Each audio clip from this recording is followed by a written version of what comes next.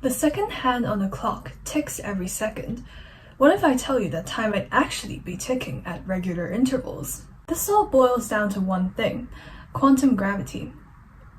Quantum gravity is a field in theoretical physics that aims to describe gravity in terms of quantum mechanics. By far, the best theory we have for gravity is Einstein's famous theory of general relativity. It describes gravity as the curvature of spacetime caused by any object with mass. If gravity is already described by general relativity, then why is there a need for quantum gravity? That is because general relativity isn't able to describe gravity in quantum scales. One example is that at the center of a black hole, the singularity, there is an infinitely small point with a massive amount of gravity.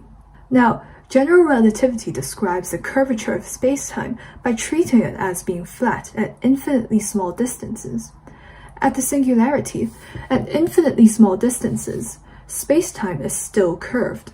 As a result, we are not able to use general relativity to describe gravity at the center of a black hole, which poses a problem for the theory. In light of the various loopholes in relativity, physicists have been trying to derive theories of quantum gravity to counter these ambiguities, one of which is loop quantum gravity. Loop quantum gravity postulates that spacetime itself is quantized. According to this theory, distance has a minimum quantity, 10 to the negative 35 meters. Spacetime quanta are defined as finite loops with nodes connecting them. One node represents a quantum volume of space. One loop represents a quantum area of space. Large quantities of these nodes and loops are called a spin network. Space is defined by the geometry of the spin network, while time is defined by the movement of the spin network. The geometry and the movement of the spin network are collectively called a spin foam. Under loop quantum gravity, time has a minimum duration, 10 to the negative 43 seconds. This means that time doesn't flow smoothly.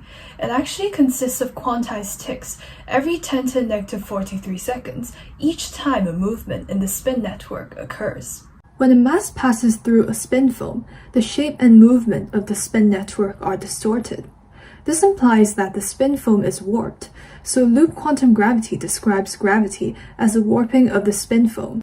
Loop quantum gravity predicts phenomena that we can test. One example is that photons of different frequencies from a distant gamma ray burst should arrive at Earth at noticeably different times. Unfortunately, this has not been observed. Is this theory incomplete, or is it completely wrong? If we are able to find the answer to that, it will certainly be a huge milestone in quantum gravity.